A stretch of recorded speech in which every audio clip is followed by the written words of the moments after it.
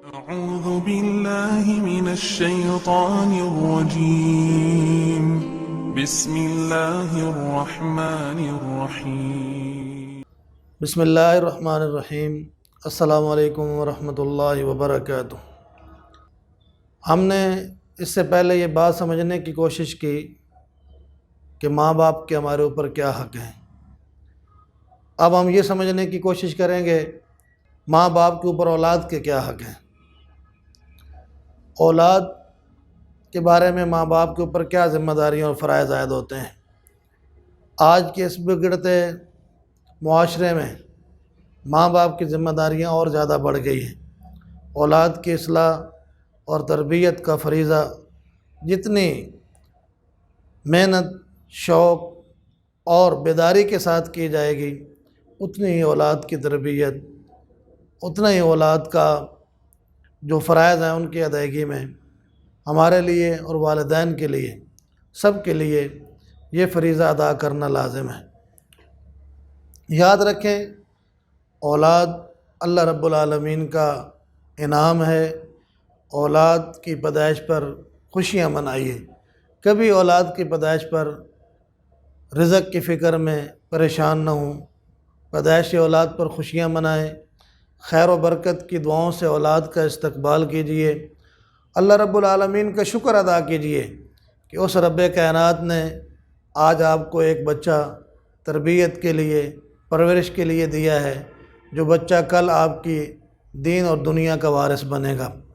اگر اولاد نہ ہو تو اللہ سے دعا کیجیے، اور یہ اولاد کے لیے دعا کرنا یہ اللہ کے پسندیدہ بندوں، اللہ کے محبوب بندوں، انبیاء کی سنت ہے۔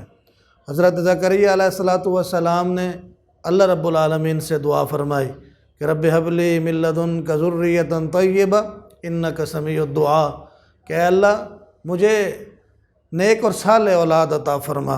لہذا ہمیشہ اولاد اللہ سے مانگیں تو نیک اور صالح اولاد مانگیں۔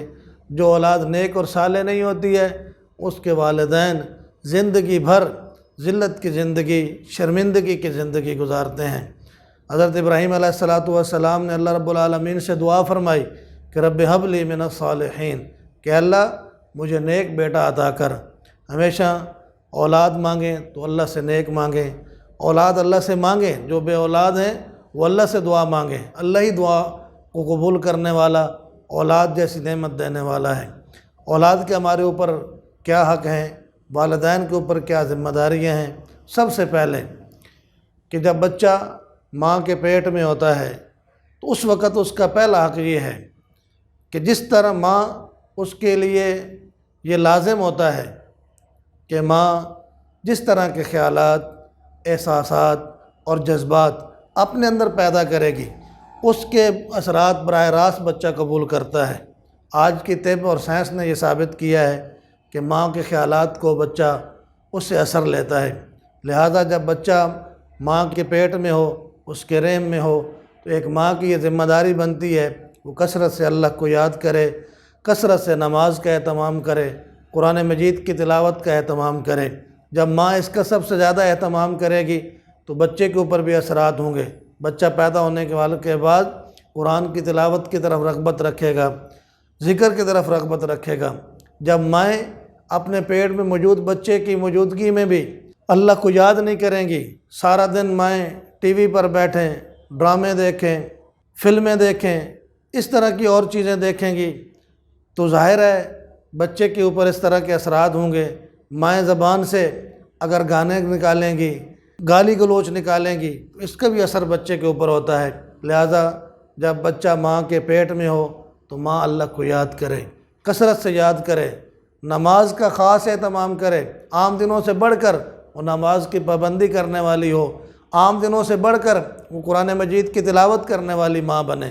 اسی لیے آج سے پہلے تاریخ اسلامی میں جتنے بڑے انسان پیدا ہوئے ہیں، صلاح الدین ایوبی، محمد بن قاسم اور اس طرح کے اور جنہوں نے امت مسلمہ کو غلبے کے راستے پر ڈالا ہے، ان کی ماؤں نے سب سے زیادہ ان کی تربیت میں کردار ادا کیا ہے۔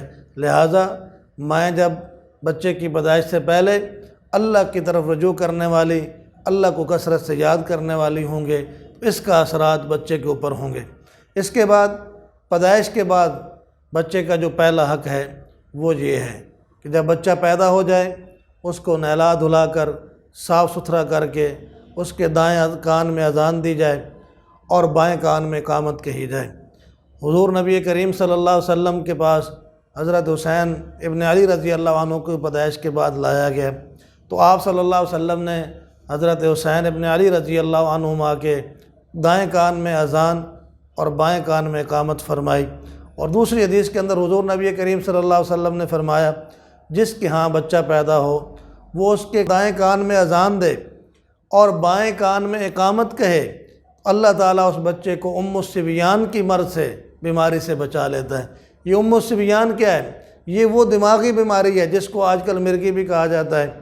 اس طرح کی جو دماغی بیماریاں ہیں اللہ تعالیٰ اس سے اس بندے کو بچا لیتا ہے جس بچے کے کان میں پیدائش کے وقت اذان دی جائے اور بائیں کان میں اقامت کہی جائے۔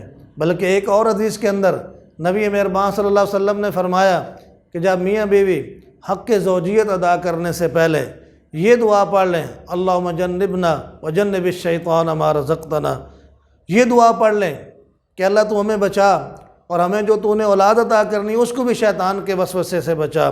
تو جو میاں بیوی یہ دعا پڑھ لیتے ہیں تو نبی مہربان صلی اللہ علیہ وسلم نے فرمایا اللہ ان کی اولاد کو شیطان کے شر سے محفوظ رکھتا ہے۔ شیطان کے شر سے اولاد کو بچانا ہے تو یہ دعا بھی پڑھنا ہے، اور ساتھ ماں باپ کو پیدائش کے بعد بچے کے کان میں دائیں کان میں اذان اور بائیں کان میں اقامت کہنا ہے۔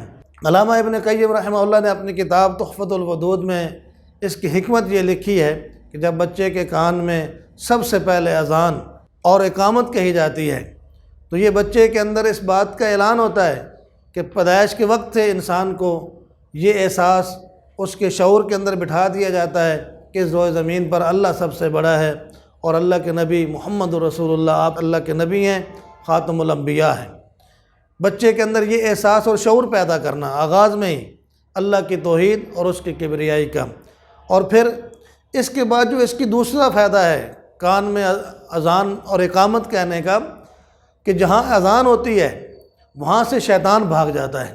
تو حضور نبی کریم صلی اللہ علیہ وسلم کے اس عمل کے مطابق اس کا فائدہ یہ ہوتا ہے کہ شیطان بچے کی پیدائش کے وقت وہاں پہنچتا ہے اور وہ چاہتا ہے کہ آغاز ہی میں وہ شیطان اس بچے کے اوپر حملہ آور ہو جائے، لیکن جب اس کے کان میں اذان کہی جاتی ہے، اقامت کہی جاتی ہے تو شیطان بھی بھاگ جاتا ہے۔ اور پیدائش کے بعد اذان کے بعد جو پہلا بچے کا حق ہے وہ اس کے کان میں اذان دی جائے، بائیں کان میں اقامت کہی جائے۔ پھر اس کے بعد دوسرا اس کا حق کیا ہے؟ گھٹی لگانا، تحنیک، عربی میں اسے کہتے ہیں تحنیک، گھٹی لگانا۔ اس کے لیے نیک مرد اور نیک عورت کا انتخاب یہ سنت محمدی ہے۔ حضور نبی کریم صلی اللہ علیہ وسلم کے پاس حضرت عائشہ صدیقہ رضی اللہ عنہ فرماتی ہیں کہ آپ صلی اللہ علیہ وسلم کے پاس بچے لائے جاتے، آپ صلی اللہ علیہ وسلم ان کی تحنیک فرمایا کرتے تھے، یعنی کھجور کو منہ میں چبا کر اچھے طریقے سے باریک کر کے آپ صلی اللہ علیہ وسلم ان بچوں کے تالو کے ساتھ اس کو لگا دیا کرتے تھے۔ حضرت امام احمد بن حنبل رحمہ اللہ، ان کے ہاں جب بچہ پیدا ہوا تو انہوں نے وہ کھجور خاص طور پر ڈھونڈ کر اس سے ان کی گھٹی لگائی جو وہ مکہ سے لائے تھے، یعنی مکے اور مدینے سے جو کھجوریں ہیں وہ ان کے گھر میں پڑی تھیں۔ انہوں نے وہ کھجور لائی اور ام علی جو ایک بہت بڑی نیک خاتون تھیں ان سے درخواست کی کہ آپ میرے بچے کو گھٹی لگائیں، اس کی تحنیک فرمائیں۔ تو حضرت ام علی رحمہ اللہ جو ہیں انہوں نے پھر اس بچے کے، امام صاحب کے بچے کی تحنیک فرمائی۔ لہٰذا دوسرا بچے کا حق یہ ہے نیک اور صالح لوگوں سے، اللہ کے ولی، بزرگ اور فرما بردار لوگوں سے بچوں کو گھٹی لگوائی جائے، چاہے وہ عورت ہو چاہے وہ مرد ہو۔ ہمارے ہاں تو لوگ ناراض ہو جاتے ہیں اور لوگ کہتے ہیں کہ بھئی دادی نے گھٹی لگانی ہے، نانی کہتی ہے نانی نے گھٹی لگانی ہے، کوئی کہتا ہے ماموں نے لگانی ہے۔ نہیں، گھٹی اس آدمی سے لگوانا ہے جو اللہ کا نیک اور فرما بردار ہے۔ خاندان کے اندر ایسا ہو، باپ اس کا ایسا ہے، دادی اس کی اس طرح کی ہے، نانی ہے، اس معیار پر ہیں، تو اس سے بڑی اور خوش قسمتی کیا ہو سکتی ہے؟ تو وہ گھٹی لگائیں۔ لہٰذا نیک اور صالح لوگوں کا انتخاب گھٹی انہی سے لگوائیں، یہ بھی سنت محمدی ہے۔ اور اس کے بعد تیسرا بچے کا جو حق ہے پیدائش کے بعد ماں باپ کی ذمہ داری اس کا اچھا نام رکھیں، پیغمبروں والے نام رکھیں، انبیاء والے نام رکھیں، صحابہ اور صحابیات والے نام رکھیں، اللہ کے نیک لوگوں ولیوں کے نام رکھیں۔ حضور نبی کریم صلی اللہ علیہ وسلم نے فرمایا کہ تم اپنے بچوں کے اچھے نام رکھو، اس لیے کہ قیامت کے دن تمہیں اپنے ناموں سے پکارا جائے گا۔ اور ایک اور حدیث کے اندر حضور نبی کریم صلی اللہ علیہ وسلم نے فرمایا کہ جو نام اللہ کو پسند ہے وہ سب سے زیادہ عبداللہ اور عبد الرحمن ہے، جس کے اندر عبد آ جائے یعنی بندہ، غلام، تو یہ اللہ کو نام پسند ہے۔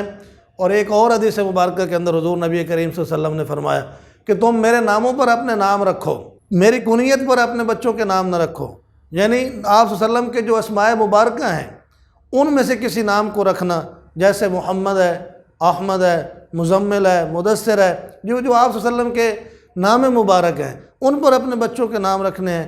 ہمارے لیے یہی موسٹ فیوریٹ پرسنالٹیز ہیں، یہی پسندیدہ شخصیات ہیں۔ ہمیں ہمیشہ اپنے بچوں کے نام صحابہ اکرام کے، حضور نبی کریم صلی اللہ علیہ وسلم کے ناموں پر اپنے نام رکھنے ہیں، صحابہ کے نام پر رکھنے ہیں، بچیوں کے نام صحابیات کے نام پر رکھنے ہیں۔ ہمارے یہی آئیڈیل شخصیات ہیں، موسٹ فیوریٹ پرسنالٹیز ہیں۔ آج ہمارا بدقسمتی ہے کہ ہم اپنے بچوں کے نام رکھتے ہوئے یہ سوچتے ہیں کہ بھئی ایسا نام رکھنا ہے جو ہمارے قبیلے میں پہلے نہ ہو، نیا نام رکھنا ہے۔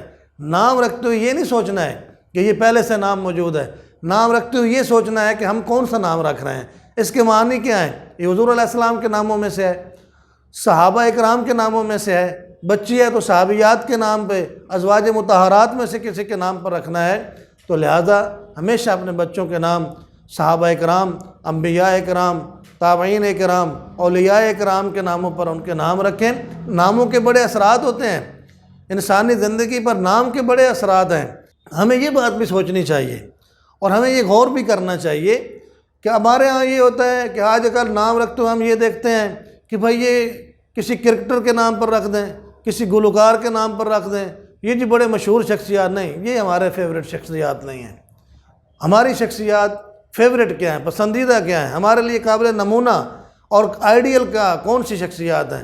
وہ حضور نبی کریم صلی اللہ علیہ وسلم کی شخصیت ہے۔ لہٰذا اپنے بچوں کے نام انبیاء کے ناموں پر رکھیں، صحابہ کے نام پر رکھیں۔